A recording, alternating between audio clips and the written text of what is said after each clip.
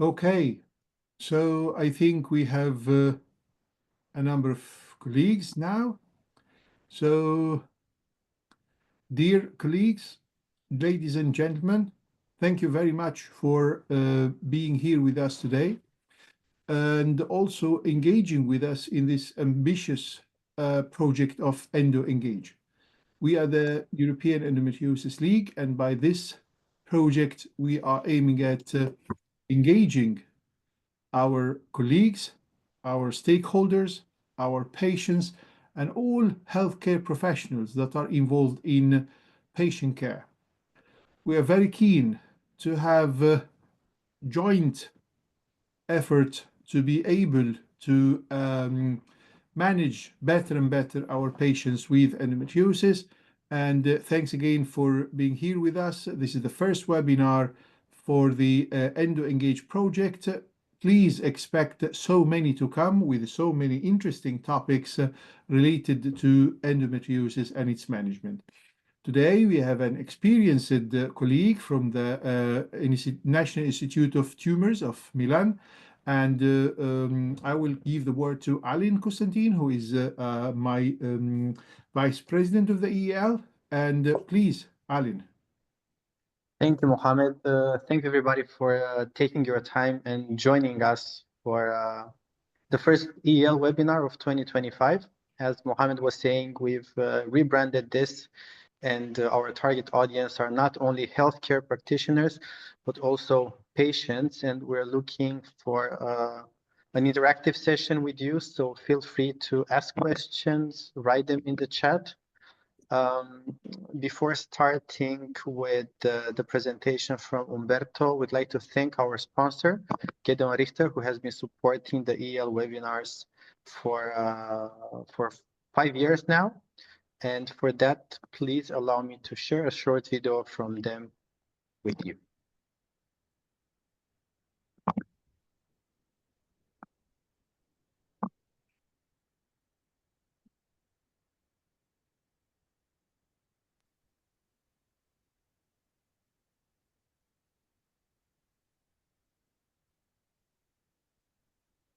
What does it take to make a medicine? You need to shift your perspective to see success comes from a series of innovations. Without the dedicated work of our highly trained researchers, no such progress would be possible. It is today that experts need to think about the diseases of tomorrow, and premium quality requires the latest technology. All these aspects come together to create new treatments that will improve the health of millions. This is what we work for every day. Gedeon Richter. Health is our mission. Perfect. Thank you very much, Alin. Umberto, please, the floor is yours. You will be talking to us about malignant transformation of endometriosis. It's a very important topic to all of us and also to our patients. So please, the floor is yours.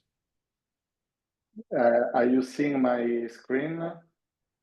You can share your presentation. We cannot see it at the moment. No, just one moment, because we were in and now we are out. Just one moment.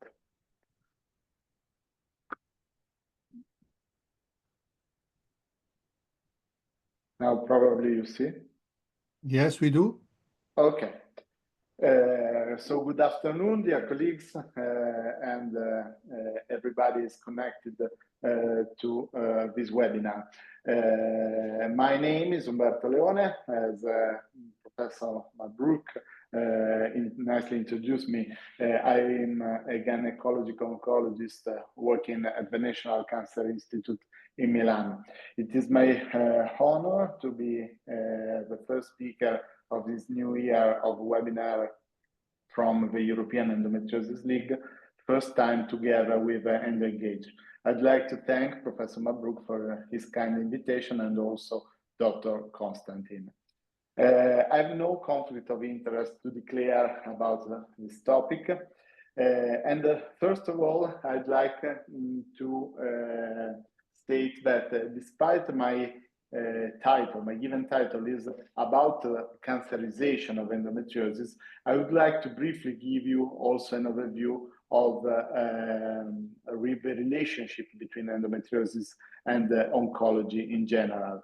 And in detail, as we can see in our agenda, I will start with the association between endometriosis and cancer in general, and then I will tackle the title of my presentation in detail.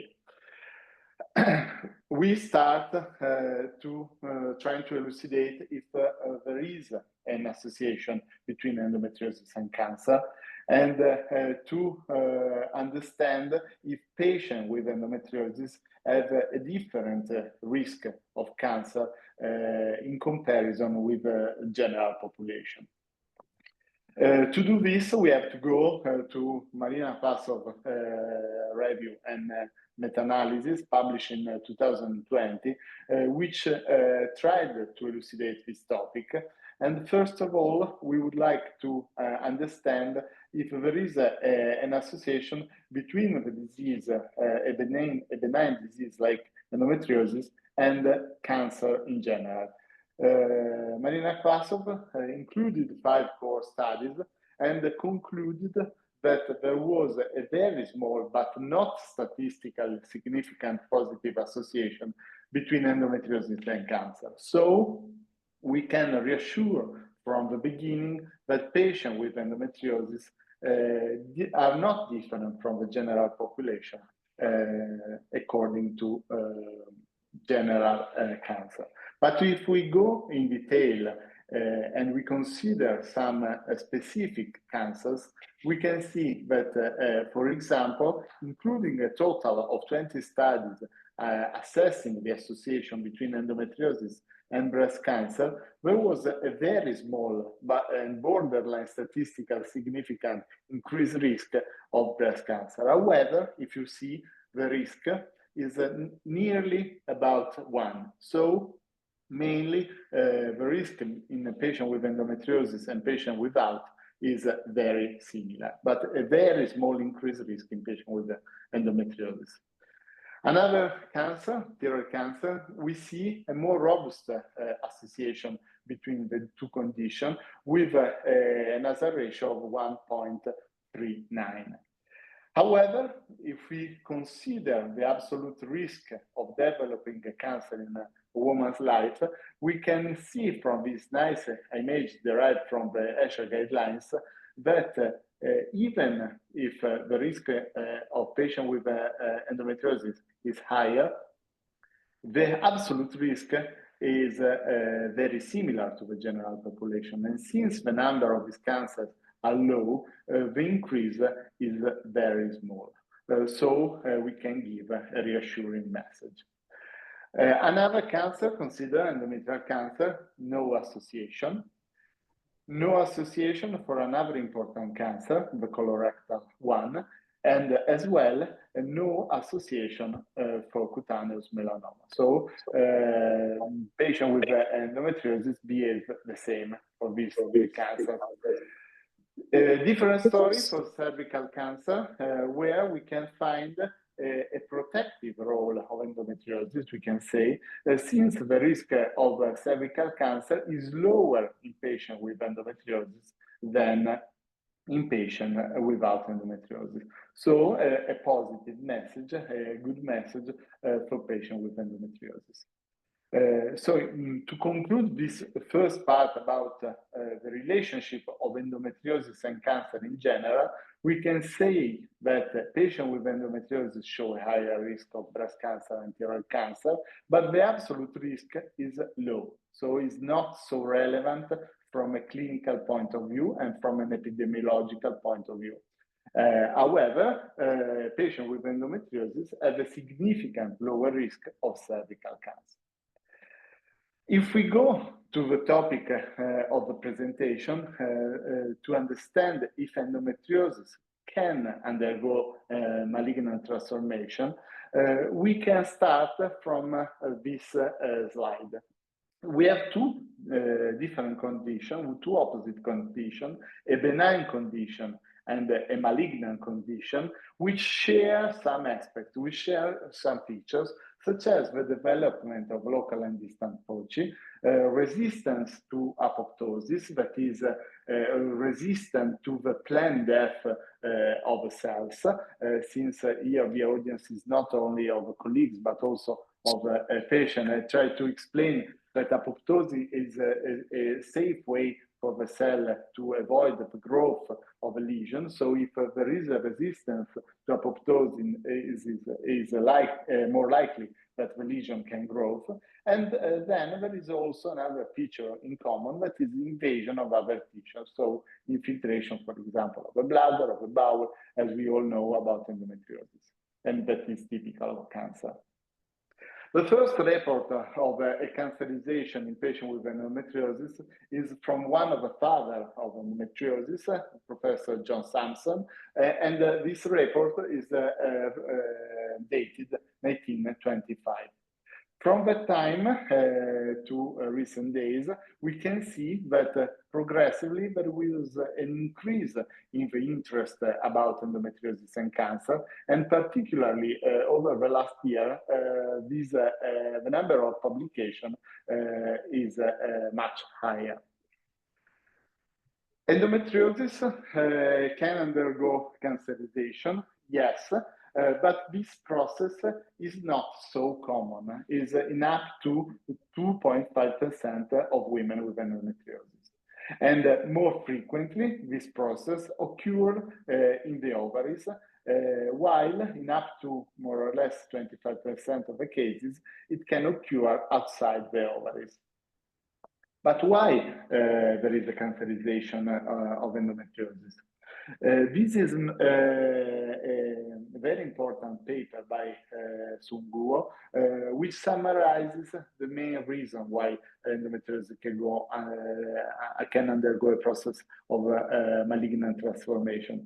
And the main reason is that in the tissue, both in the ovary, but also in the extra-ovarian tissue, progressively, endometriosis can accumulate some mutations that are defined as cancer-associated mutations that can progressively accumulate and can bring to the process of cancerization. Obviously, the story is much more complex that I'm summarizing, but I'm a clinician, so I'm trying to make you understand that it's not a night story. It's something long, it's a process, and the progressive increase of cancer-associated mutations in the tissue can bring to the process of cancerization that occurs in a minority of patients. And this process of mutation is mainly due to the microenvironment characterized by hyperestrogenism, oxidative stress, other factors such as high iron loads in the microenvironment. And all these factors can bring to the mutation, to fibrogenesis, to other aberration, and finally bring to cancer. When the transformation is outside the ovary, it occurs more frequently in some specific tracts, such as the intestinal tract, mainly in the sigmoid and the colorectum. The histotypes are usually endometrioid and clear cell carcinoma. And the difference between an endometriosis-associated tumor and the primary intestinal tumor is that in endometriosis-associated tumor, the growth of the tumor is from outside towards inside. So the first layer that is interested is the serosa, then the subserosal, eventually the muscle, that is the opposite compared with primary intestinal tumor. The second tract interested by process of cancerization is the urinary tract. However, we have just some few reports in literature. So this process is really rare. It mainly occur at the level of the bladder. Sometimes we can see ureteral transformation. And again, the histotypes are mainly represented by clear cell and endometrioid carcinomas. And finally, another rare event can be the cancerization of surgical scars. We have 50 cases in the literature, but are really few if we consider the epidemiological point of view. And again, clear cell carcinoma is the main histotype. But the real problem of endometriosis-associated cancer is at the level of the ovary, because the ovary is more prone to a process of cancerization. The microenvironment is more prone to a process of malignant transformation. And the main two entities that derive from endometriosis are represented by ovarian endometriotic carcinoma and ovarian clear cell carcinoma, which are the most frequent type of tumors associated with endometriosis. So we have a new entity that is the overlap between ovarian cancer and endometriosis that we call endometriosis-associated ovarian cancer, that is defined as one of the following three conditions: the detection in the same ovary of endometriosis and ovarian cancer, or alternatively, the detection of endometriosis in one ovary and of ovarian cancer in the other. Or again, coinciding the identification of ovarian cancer in any of the ovaries with pelvic endometriosis. To give an idea of risk of ovarian cancer in patients with endometriosis, we have to come back to the systematic review by Vassov and colleagues, which included 24 studies and which yielded to an increased risk of 1.93 in patients with endometriosis to have an ovarian cancer. And the strongest association was observed with clear cell, 3.44, and endometrioid histotype, 2.33. But again, if we see at the absolute risk of developing an ovarian cancer in women with endometriosis, respective with women with all the other women, we can see that the numbers are low.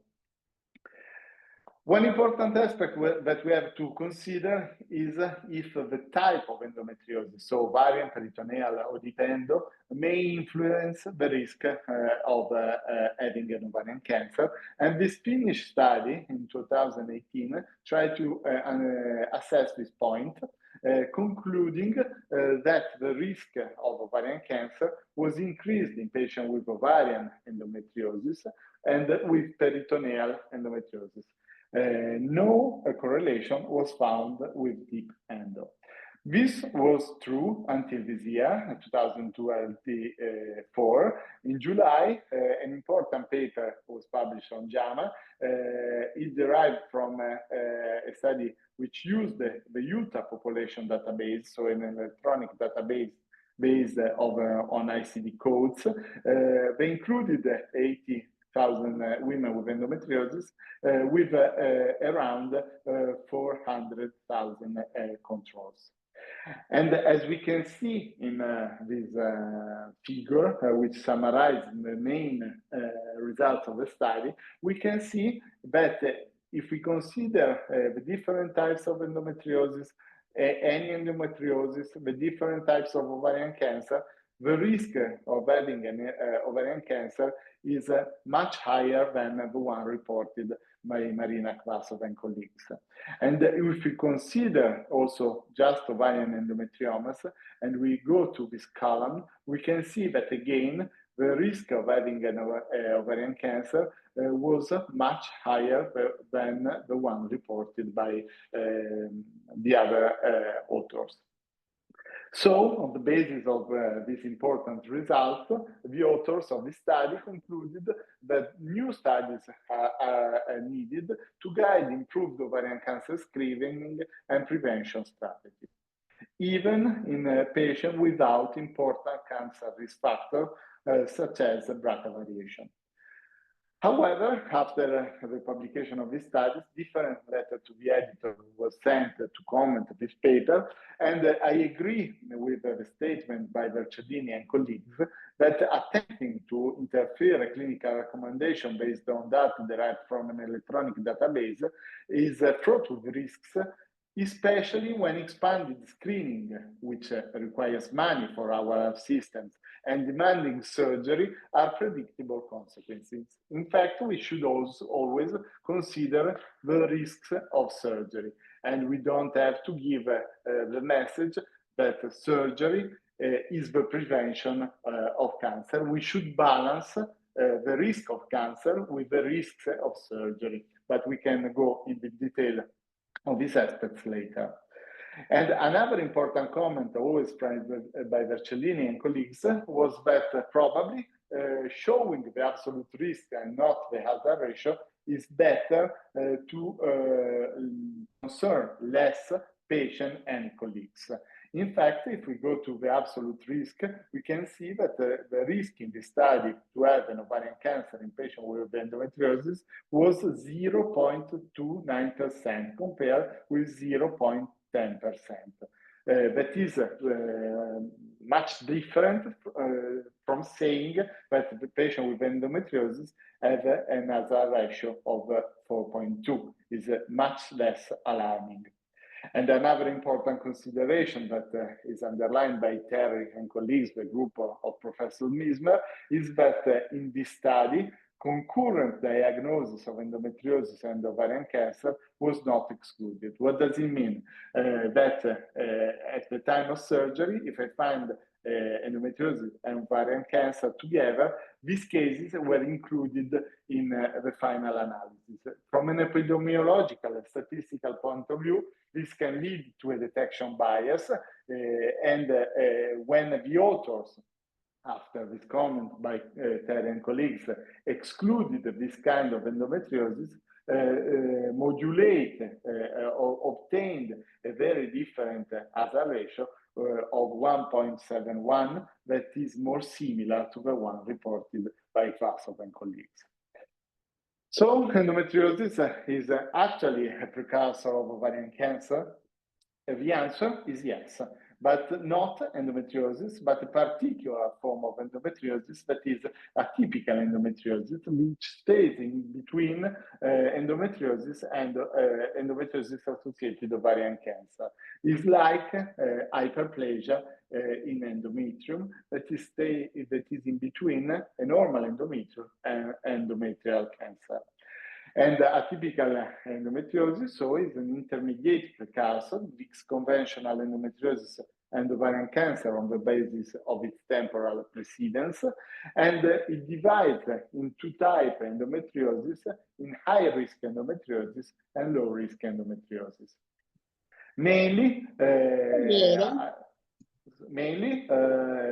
endometriosis with atypia is defined as endometriosis with architectural atypia or with atypia at the cellular site. But in any case, is something that is before the malignant transformation. An important point that we have to understand is if endometriosis-associated ovarian cancer behaves from an oncological point of view like any other ovarian cancer. And the answer is summarized in this important meta-analysis by Chen and Zhang, which included all the studies about endometriosis ovarian cancer and concluded that both disease-free survival, so the likelihood to have a recurrence, and overall survival, so the likelihood to stay alive mainly, were better in patients with endometriosis when compared with a patient with no endometriosis. And probably we have some explanation for this. The main one is that in patients with endometriosis, the stage of the disease is lower. The disease is identified before. And what about the management and follow-up of patients with endometriosis? When endometrioma is present, we have mainly two alternatives. We can choose a conservative management, and if we derive results from the IOTA-5, which follow up patient by ultrasound over time, we can see that more or less 600 patients were included, and no case of malignant transformation occurred at 2-year follow-up. Similarly, this study included more than 6,000 patients and with a long follow-up of 17 years. And the authors found that 46 patients had a process of cancerization, so had an ovarian cancer. And the main risk factors were the age, the size of endometrioma at the diagnosis, and the menopausal status. This is another important study which includes 79 cases of endometriosis-associated ovarian cancer, which demonstrated, following up a patient with endometrioma, which became ovarian cancer, but the cancerization occurred mainly in the first 5 years. So, and mainly in the first 3 years. So it's something that if it should happen, in most of the cases, happen early. But what if we decide to operate an endometrioma? What does it happen? We all know that with any type of surgery, we can experience a recurrence that is up mainly to 25-27%. And this study included less than 500 patients with an endometrioma, with surgically treated endometrioma, showing that in more or less 25% of the patients there was a recurrence, and that 4 of these patients had an ovarian cancer. So less than 1% of the entire cohort experienced an ovarian cancer. And here are the main characteristics of this patient. Clear cell was the main diagnosis. As we can see, they were all early stages. Another important study which evaluated if there was a difference in the recurrence rate between atypical endometriomas and typical endometriomas demonstrated that patients with an atypical endometrioma had higher recurrence rates. So when we found at the histological examination atypical endometriosis in the endometrioma, we should know that this patient can have higher rates of recurrence, and probably we should have a more careful surveillance of this patient. 2 studies evaluated if surgery can impact the future risk of cancer. This was the first one, which demonstrated that if we have an ovarian cyst and if we don't operate the cyst, patients have a higher risk of endometrioid and clear cell cancer. And the same if we have patients with an endometrioma and we don't operate this endometrioma, the risk of having a cancer is 3 times higher. And another study tried to understand this point, concluding that the radical excision of endometriosis, not just endometrioma, in this case, they operate also depend, reduce the risk of having a cancer. And quite obviously, if we perform unilateral salpingo or oophorectomy, we give a very an important protective effect to our patients. So in general, this is a summary from a study by Vercellini. Probably when considering the management of patients with endometrioma, we should consider the risk of ovarian cancer.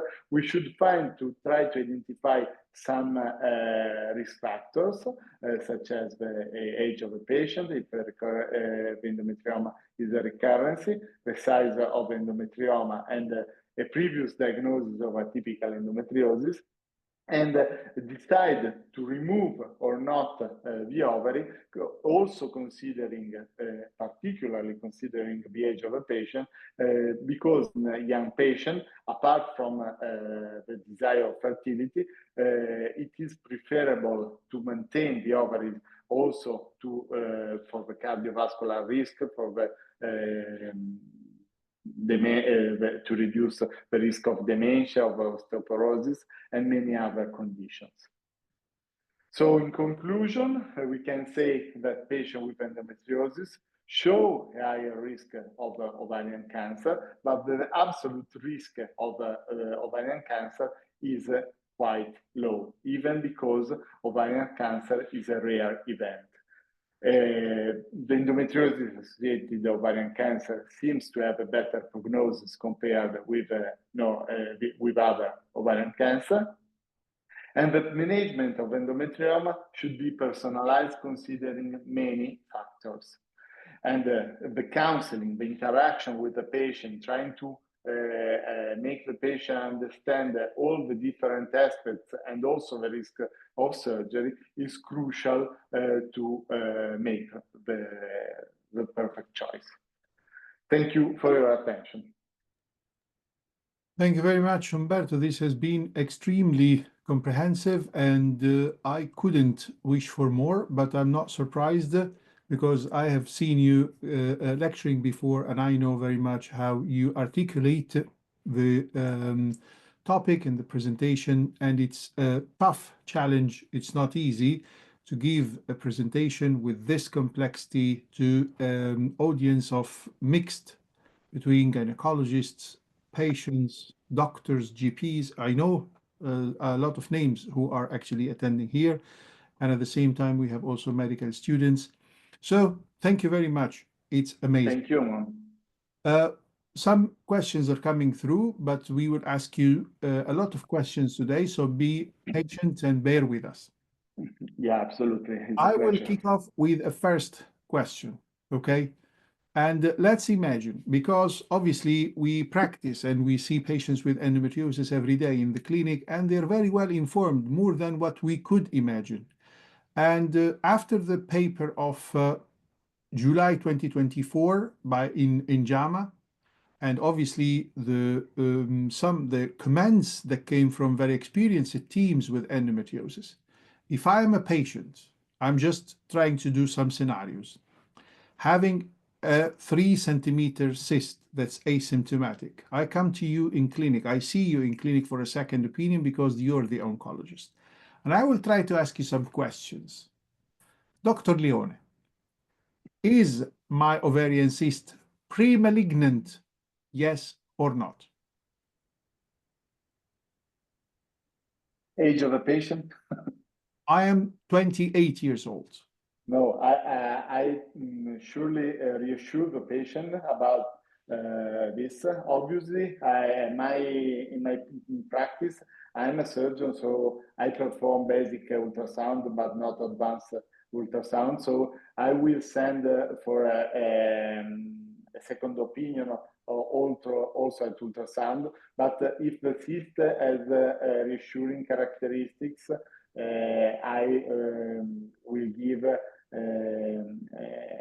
message to the patient that is not related to cancer, but to think more about the fertility, about the pain, if the pain is a problem, but to focus less on the oncologic risk, because as we have seen from the presentation, the risk is low. The age of the patient with endometriosis-associated cancer has a median of 40, 42, 43, so it's far from 28, but also, I think to think about cancer probably is too much in that patient. Perfect. So, thank you very much for the clear message. So just to make sure that I understood well from your presentation, Umberto, if I can. You mentioned the risk. You mentioned the database, electronic database statistics, and also how this can show some detection bias and how this epidemiologically and statistically can be less reliable in describing how the situation could be from the risk, absolute risk point of view. You also are more or less reassuring us and our patients that we don't have to worry that much, especially if the risk, the absolute risk in patients with endometriosis compared to patients without endometriosis, there is no huge difference.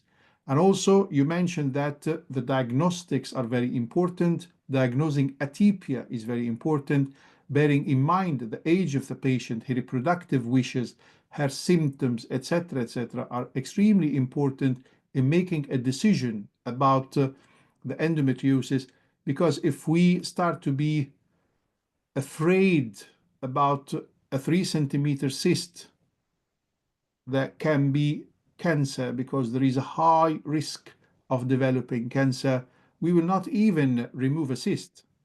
Most of the surgeons would take an oncomimetic approach and would even remove the ovary because there might be endometriosis cancer or endometriosis-associated ovarian cancer, and I don't want to open the cyst and then the cancer will spread, stuff like this. So thank you very much for the clear message. Aline, can we please go with our colleagues and our patients' questions? Go on, please. Absolutely. So the first one comes from Mariam Yazdani. Good afternoon, and thank you very much for this amazing session. I'm a medical student. I have 2 questions. First, I would like to know your opinion about whether or not we should start having the same approach to endometriosis as we have towards cancer, meaning we do excision surgery first and then use, for example, immunotherapy to remove the lesions and cells that were not removable, accessible, or seen during surgery.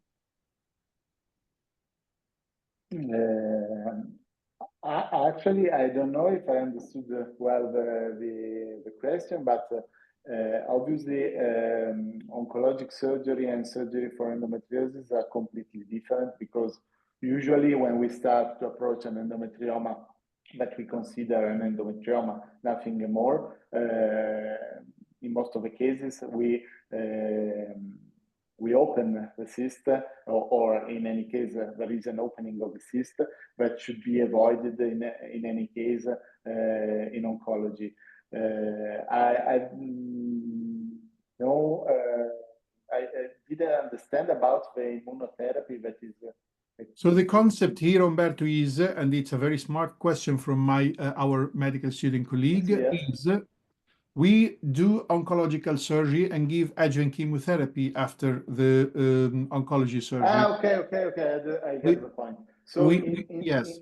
In the case of endometriosis, but in my opinion, obviously after surgery it is mandatory, in my opinion, if the patient is not looking for a pregnancy. But if we are managing a patient with endometriosis, we should give hormonal treatment, because it's something that prevents recurrence for endometrioma. It's something that protects the patient also from an oncologic point of view, because we all know that hormonal treatment, contraceptive pill, a long use of contraceptive pill reduces the risk of ovarian cancer.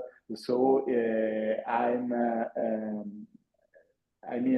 the same concept that we use for adjuvant treatment in oncology, we can use hormonal treatment as adjuvant treatment, or to reduce the risk of recurrence in endometriosis. And I can also add here, because there is another question about immunotherapy.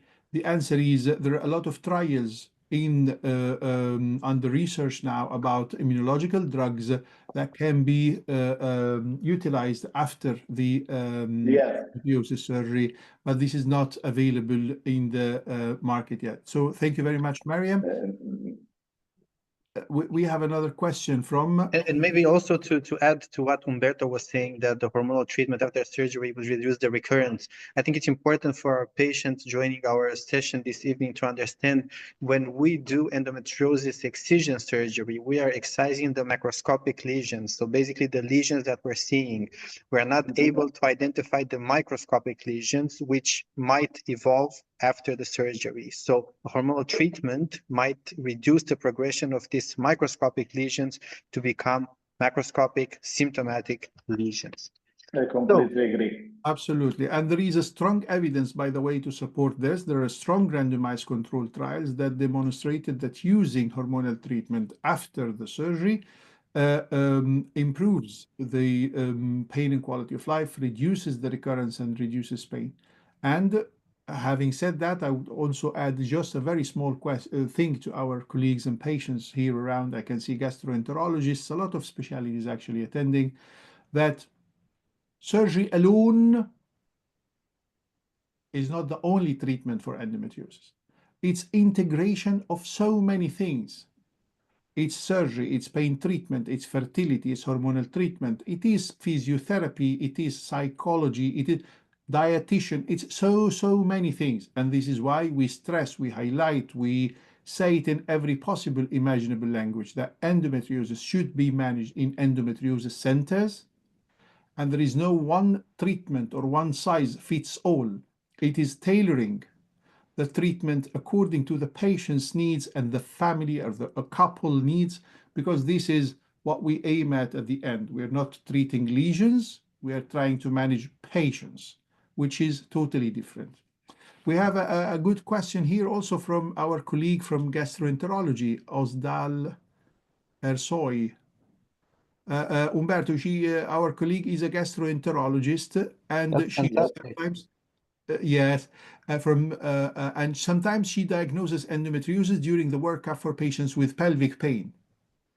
And she's asking, having said that and having seen so, do I need to recommend cancer screening to these patients? And which discipline do you think should collaborate more to better understand the relation between endometriosis and cancer? Thank you.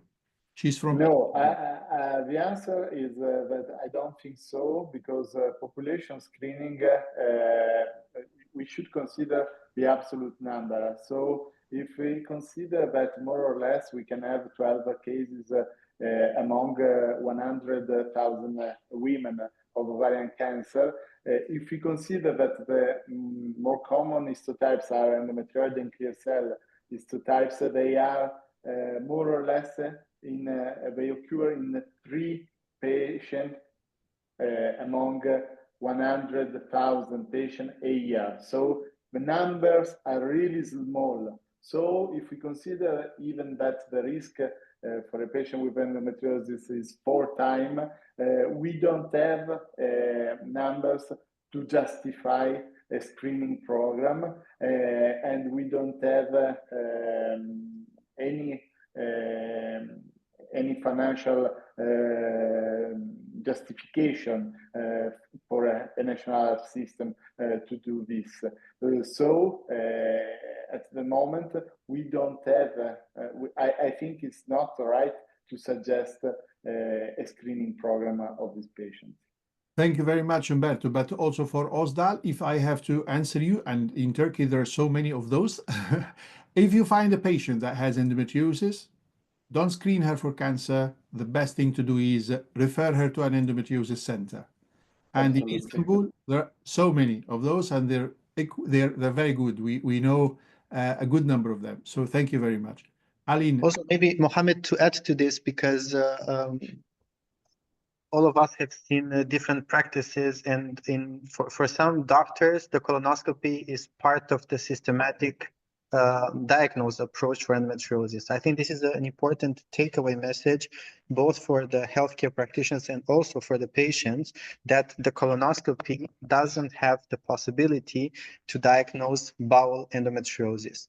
In less than 3% of the cases, will we be able to see during a colonoscopy that the mucosa is infiltrated by endometriosis. So keep in mind that the bowel endometriosis is a disease, it's a lesion that infiltrates the muscle of the bowel wall, but in very, very few cases, the mucosa.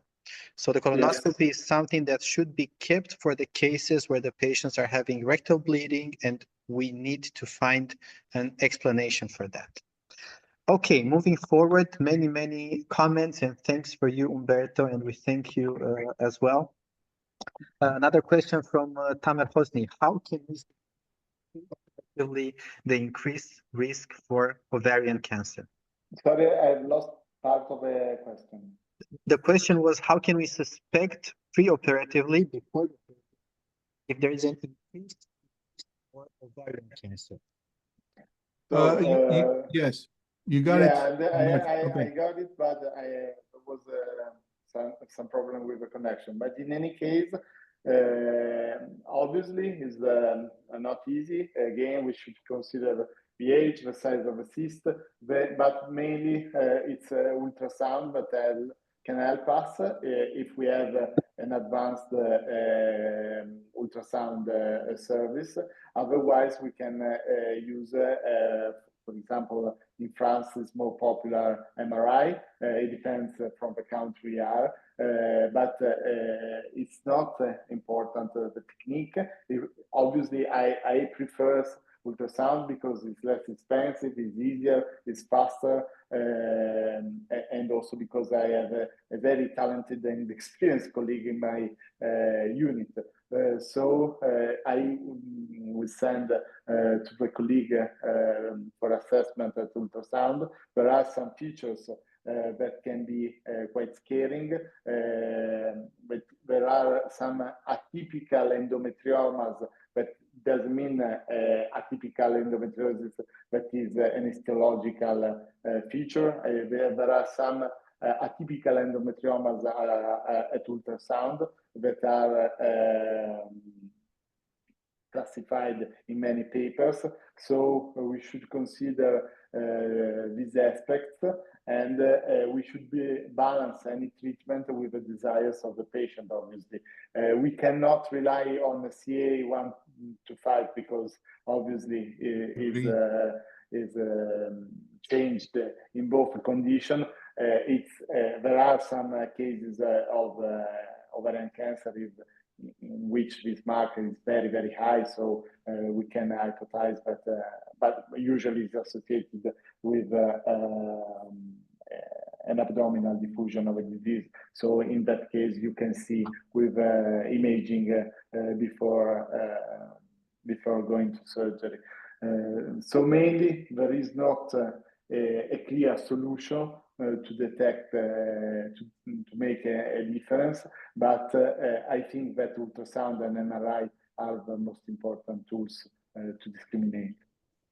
Thank you, Umberto. And as expected, we have a lot of questions, and we want to go through them all. So if we please, we might extend for 20 more minutes if you don't disagree with us. I'm so sorry. No problem. Very interesting questions coming through. So here, there is a question maybe, and it is a practical one actually from Ahmed Al-Habashi.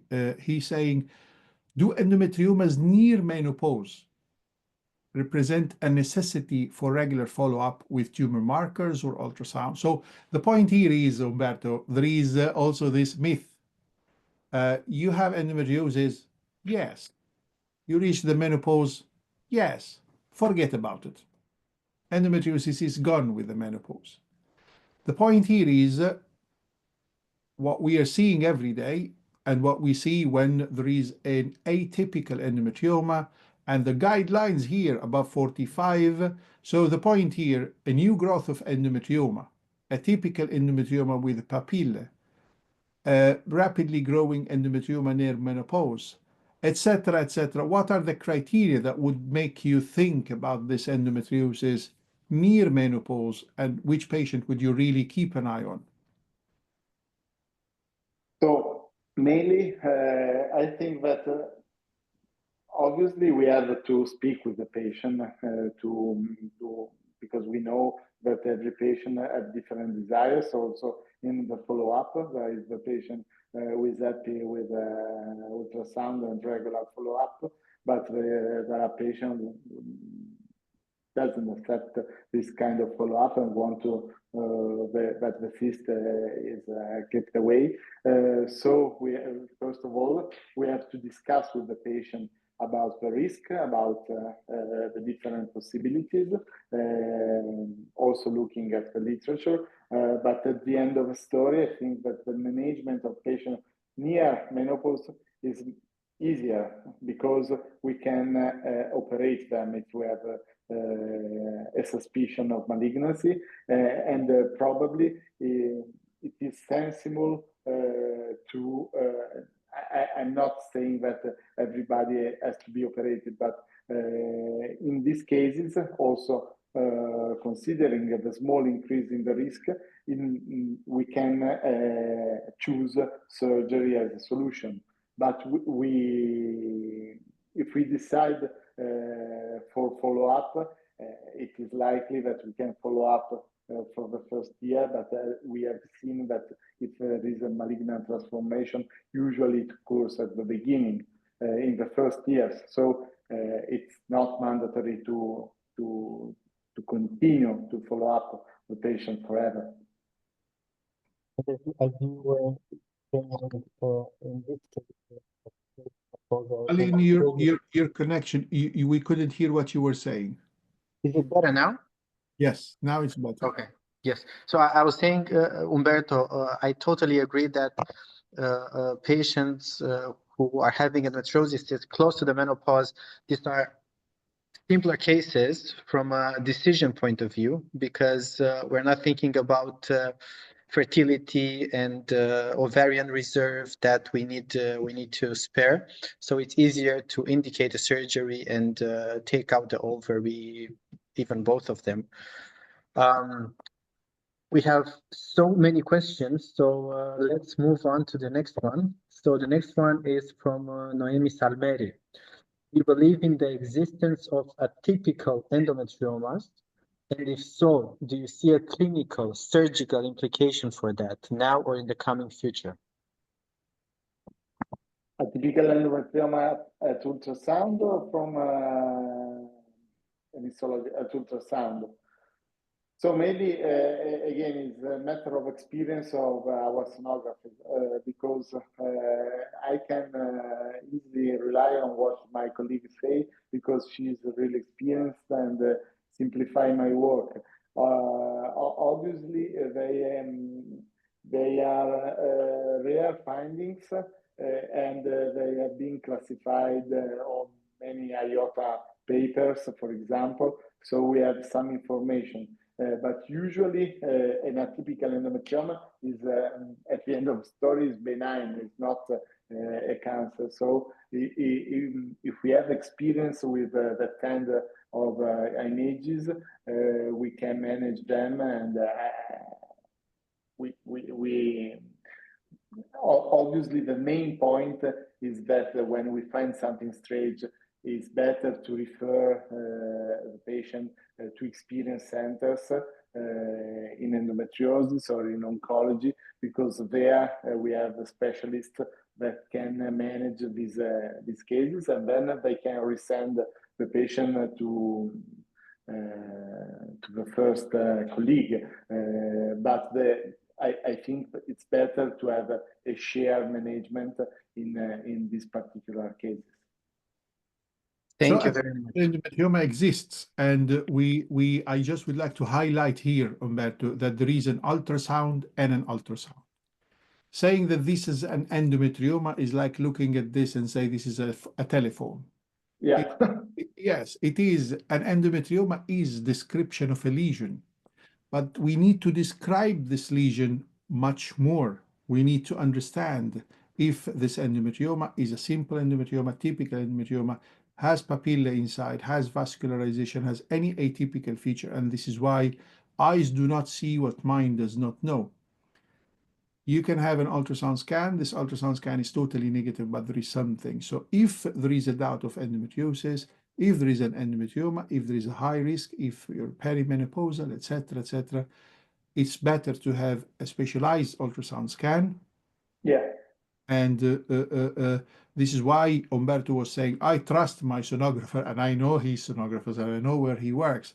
And we are all in all the endometriosis centers. There are sonographers, there are radiologists, there are the gynecologists, etc., who can really describe the endometrioma and make sure that it is not atypical, if that makes sense.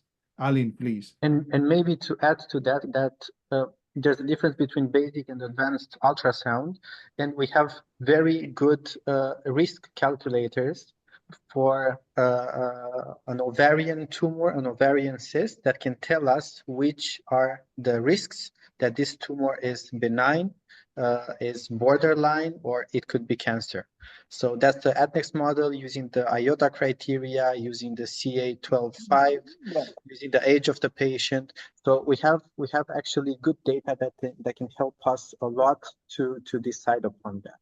Absolutely, and if I can add, in any case, a typical endometrioma is easy, but endometriosis is not easy in any case. And we are conducting many studies about radiomics and artificial intelligence applied to ultrasound, and it's easy to distinguish between a benign cyst and a malignant cyst. The models apply very well, but they don't apply very well to endometrioma. It's the most challenging condition. So even if we consider sophisticated technology, it's not easy. So I completely agree with Professor Mabrouk about sending patients to referral center where very skilled colleagues are present. Good. Okay. We move on to the next question. Next one is from Nadia Magunska from Sofia, Bulgaria. Thank you, Nadia, for joining us. She's also thanking you for the excellent talk, and she has a question regarding the duration of the persistency of the cyst. There is any relation with ovarian cancer risk? For how many years can we follow up on this? How concerned should we be? I think this is a question that you covered in one of your previous slides. There was a nice study on that. Yeah, there was a nice study which evaluated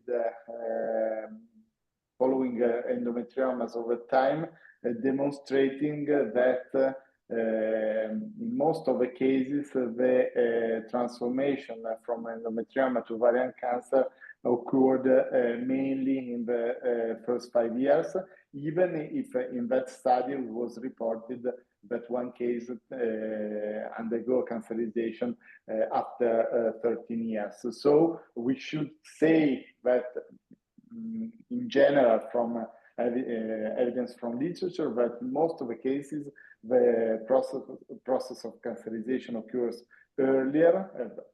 With earlier, we are in any case speaking about years, so we have to follow up our patients, and it's more rare after 5 years from the onset of the endometrioma. So basically, the older an endometriosis cyst it is, the less the risk for cancerization is. From the result of a study that has many limits in any case,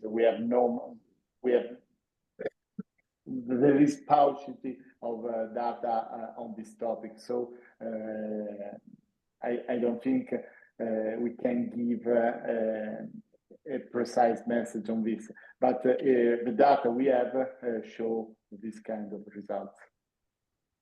Perfect. So we have some other questions about Ahmed Al-Habashi is also asking a question about, you do an ultrasound and this reveals deep endometriosis and endometriosis. Quick question, quick answer. Do the ovarian cancer risk change with the addition of deep endometriosis? So if it's only ovarian? And you find also deep. Does the presence of deep endometriosis add to the risk? And until June 24, I'm saying no, it doesn't change, because the Finnish study, that was the only one which tried to understand this point, did not found any relation with deep endo. But the results from the American study give much more importance to the deep endo. As I told you before, this data from an electronic data set is a period of time of 30 years. The classification of endometriosis change over time. There are many biases, but we cannot say that these results are not reliable at all, obviously. So probably is something in between the results from Marina Krasov and these new findings from the American group. And I have to say that probably Dipendo has a role that we should establish with more studies. Sure, and we have absolutely, as you said, Hubert, we have to be careful when interpreting the results of this study into our clinical practice. Yeah, Yes. yeah. I don't think one study can change our clinical practice, but we cannot not consider the results of this study, obviously. Absolutely. Another question from Walid Taufik. How does long-term hormonal treatment for endometriosis influence the risk of developing hormone-sensitive cancers? I cannot answer, Taufik. I'm sorry. I'm not sure if there is an answer in the literature about this, actually. So it's a very smart question, actually, but I've not the answer for this. Me neither. I'm sorry. But here we have another question from Elena Olearo. Thank you, Dr. Leone, as all the people say, for this excellent presentation. Tell us more about atypical endometriosis, a pathology report after surgery for endometriosis. This is a very smart one. So you do. I can say in general, because I'm not a pathologist, but I work. I'm lucky because I have a lot of wonderful colleagues. I work with a very experienced pathologist, who stress always the concept of atypical endometriosis, but is not always not just identified, but even searched.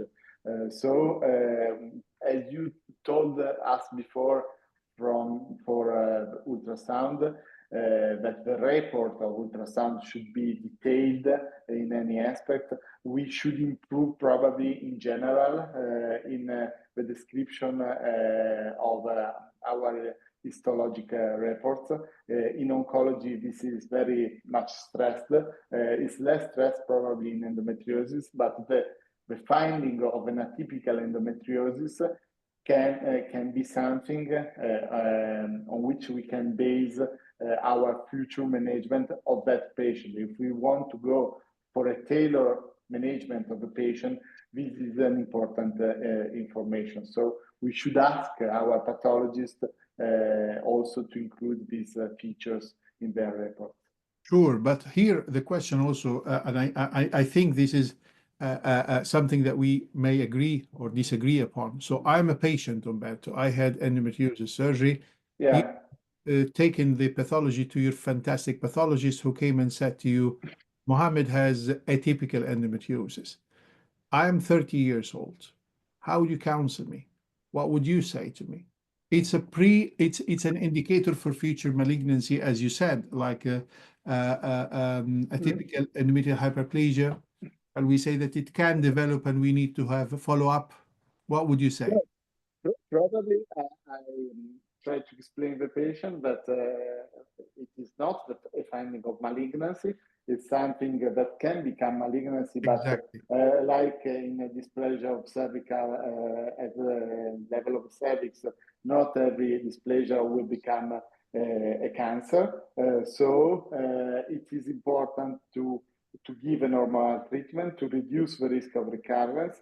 And in the case of recurrence, probably the previous finding of an atypical endometriosis may represent something to go for a second surgery. obviously always considering the age of the patient, the expectation, the fertility desire, and so on. The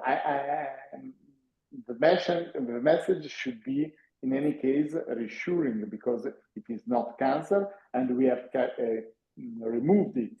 So we have solved it in the moment the tissue is not there anymore. But we should monitor the patient. We should look for recurrence with probably with a little more attention than any other patient.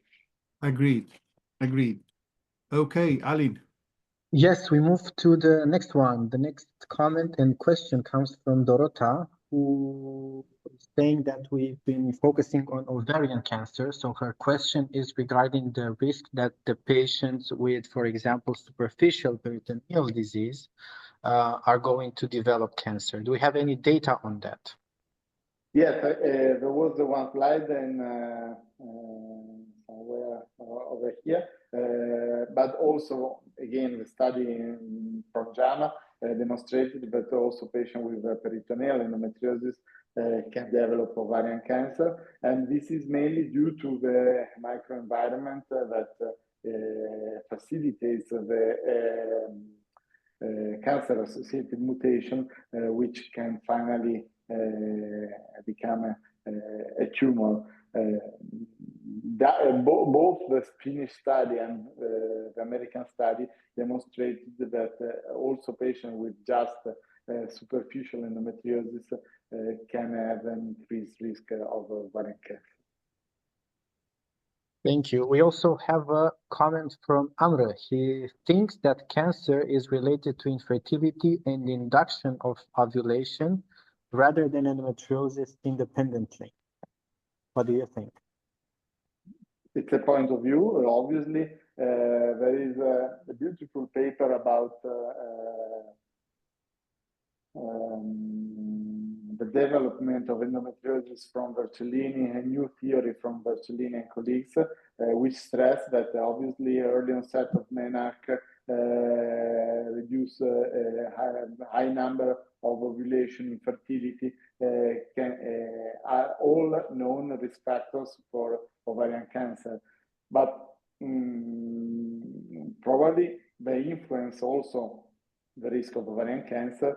But in any case, if we believe in epidemiological study and we considering all the biases that we have already stressed, endometriosis may represent another factor of risk.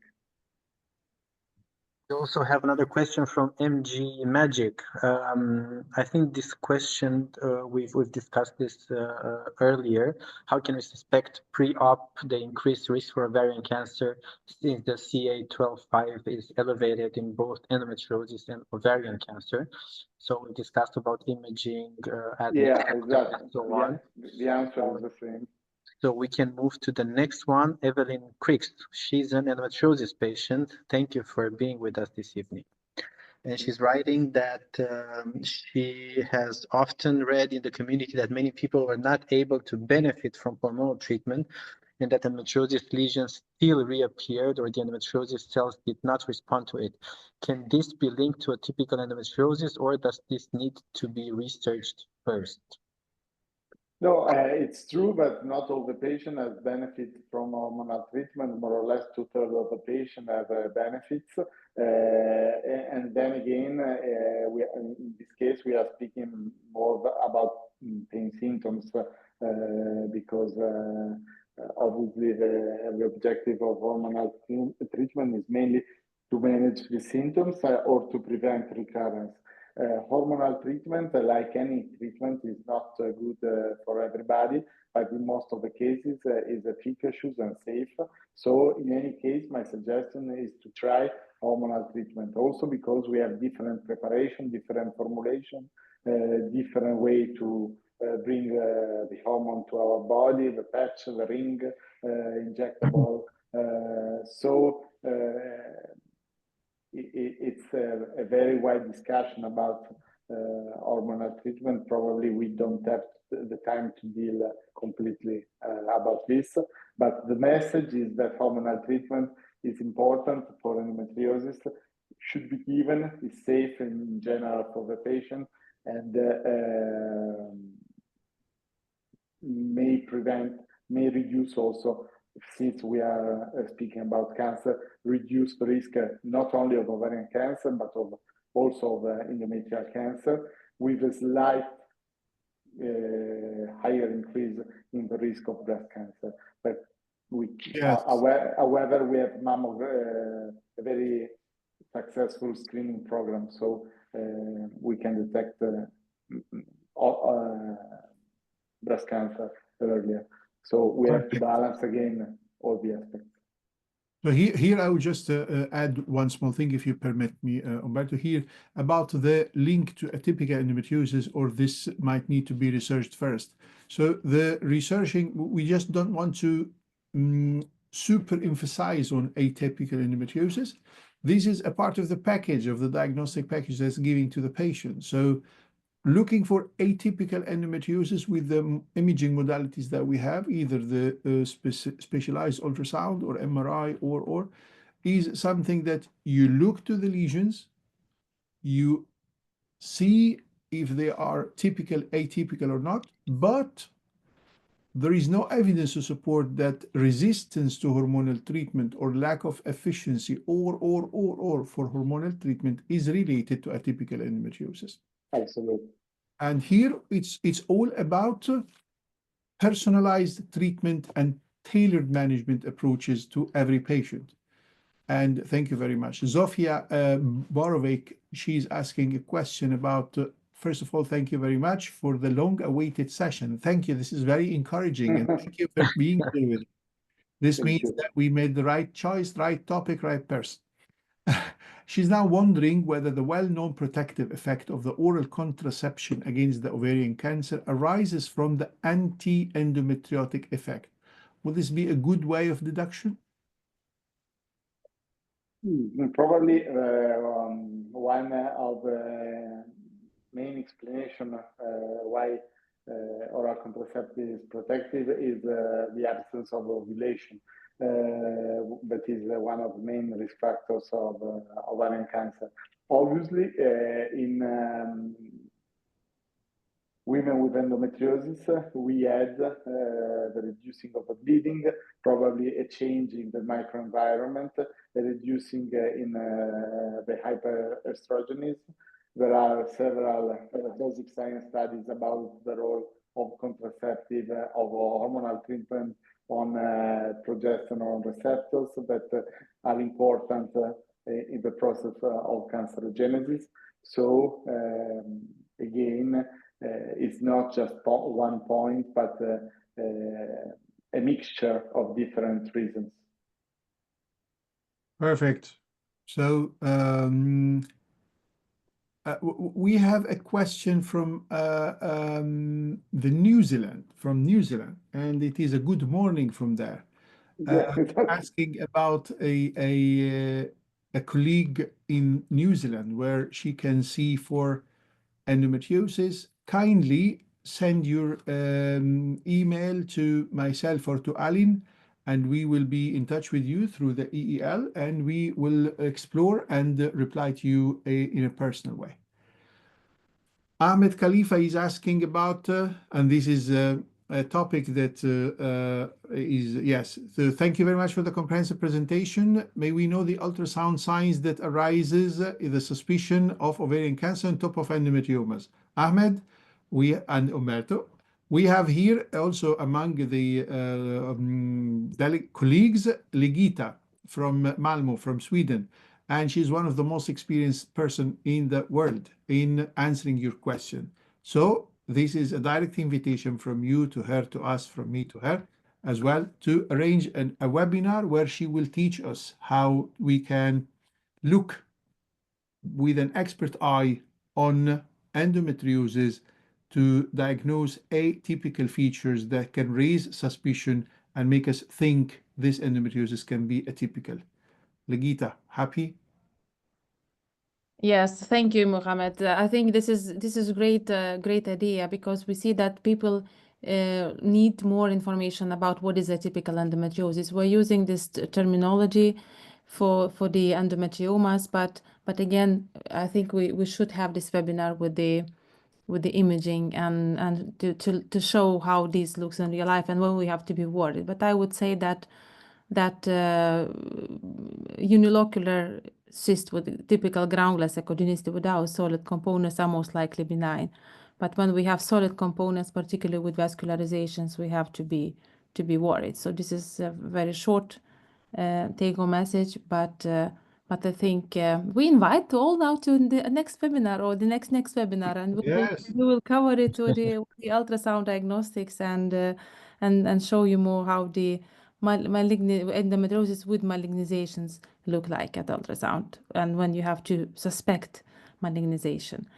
Thank you Yes. very much for being with us today, Ligita. It's a pleasure. Thank you. Thank you. I think, and I say congratulations to the topic, because it's a very important topic. It's not an easy topic, and I think that Umberto did a very great job by covering this complicated topic, because we have, I think we have not enough evidence today to say to remove endometriomas, not to remove, and to follow, not to follow. We with ultrasound. So there is a topic that needs more focus, more research, and it's not easy to conduct that research because of the incidents.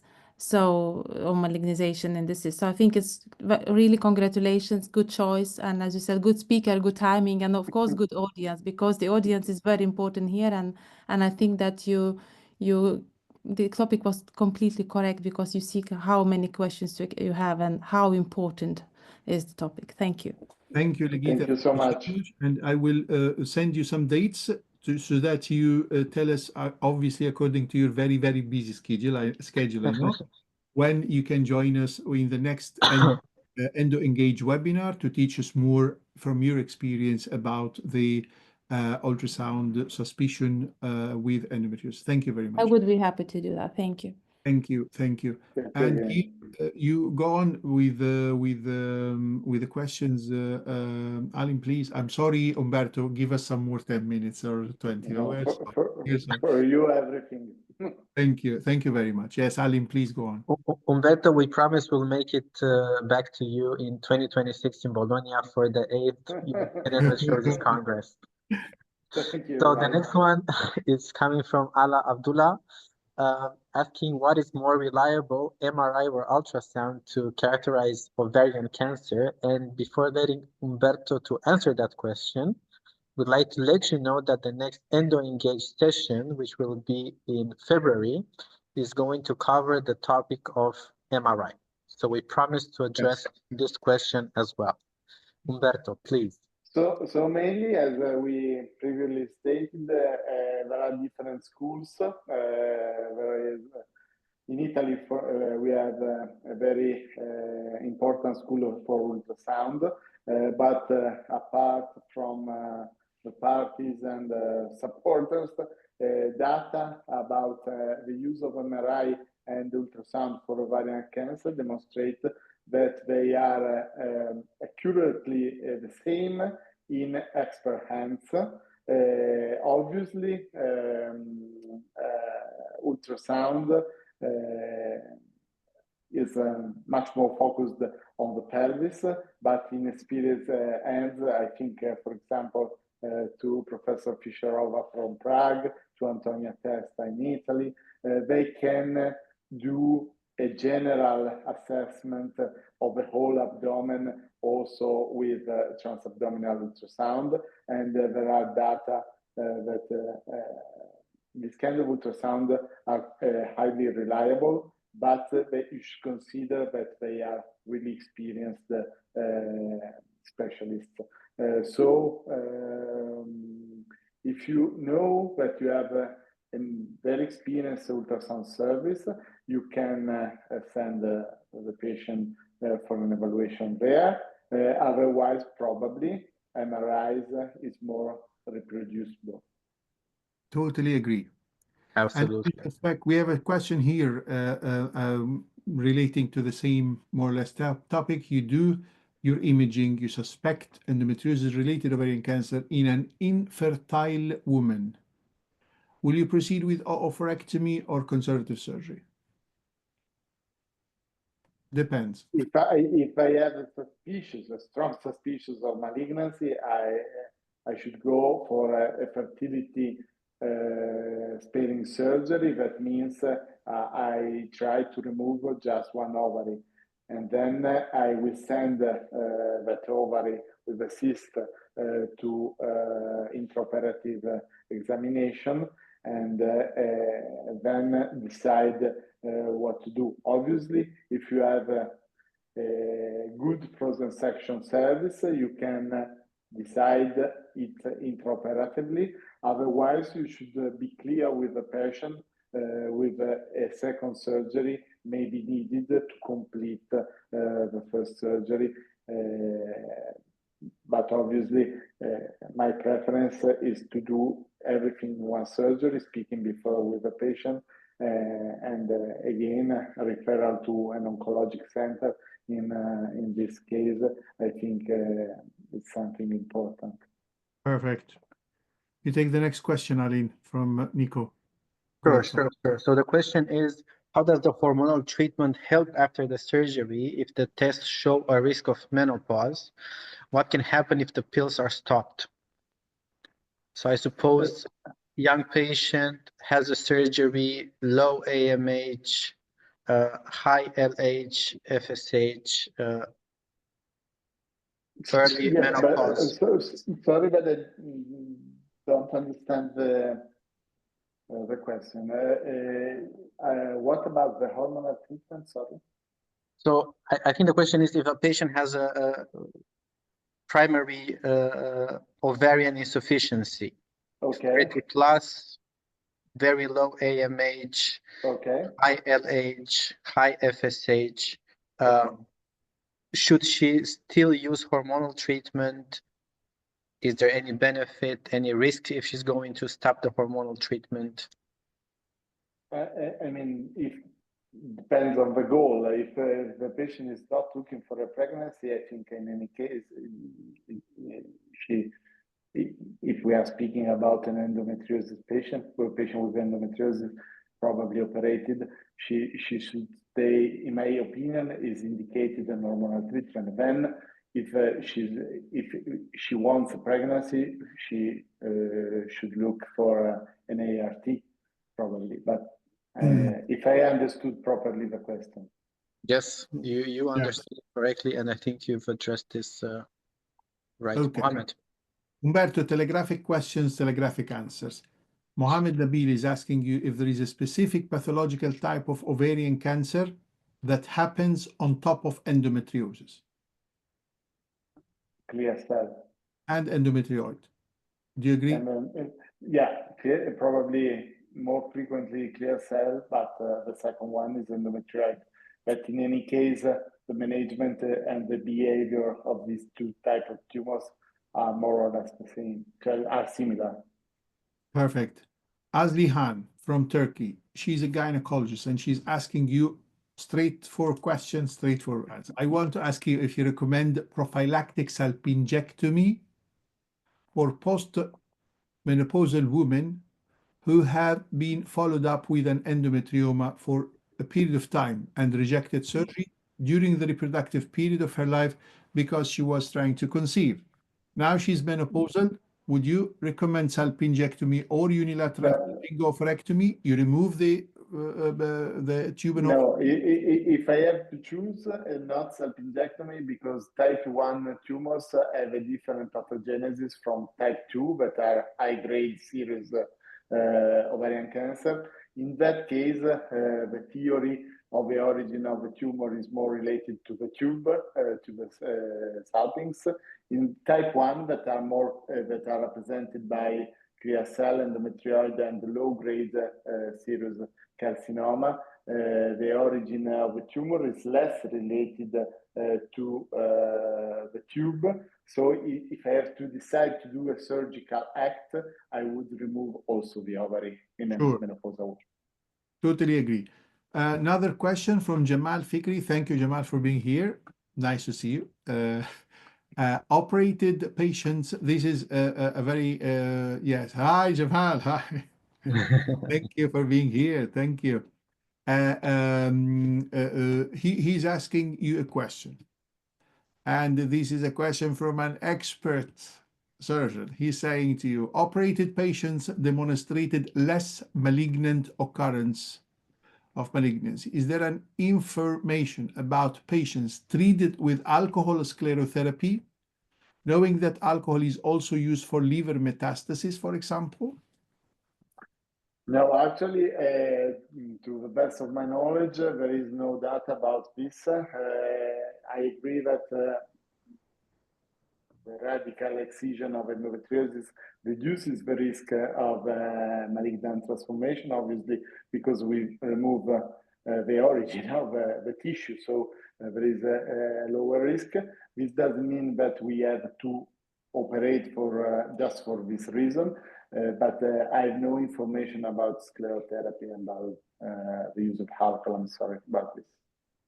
Thank you very much, Umberto, and thanks for Jamal for raising this topic. Also, we have a session, a webinar that we will take, and we will discuss in it the fertility preserving surgeries for endometriosis, in which we will discuss in detail the non-excisional surgery for ovarian endometrioma, which is sclerotherapy, which is plasma jet, so many other things, because there is another question with a similar concept here about alcohol sclerotherapy as well. So many thank yous in the comments, Umberto, and I can see that we covered almost all the questions. And do you see anything that we missed? I think we've covered all the questions, and thank you, Umberto, for staying for the extra half an hour. It was a huge pleasure. So and thanks also for our colleagues, actually, and delegates and invited colleagues, who all our patients, all the participants who are staying for 1.5 hours and asking all these questions. So thank you so much. You made this as a successful webinar. And thank you as well for the encouraging comments about the topic, about the feedback that you're giving to us. It's a great pleasure. And as we explained to you, our aim here is to be as engaging as possible. This, as Aline kindly wrote here, we will upload the video of this lovely webinar on our YouTube channel. And we are having one every month. We have a webinar every month, the second Tuesday of every month.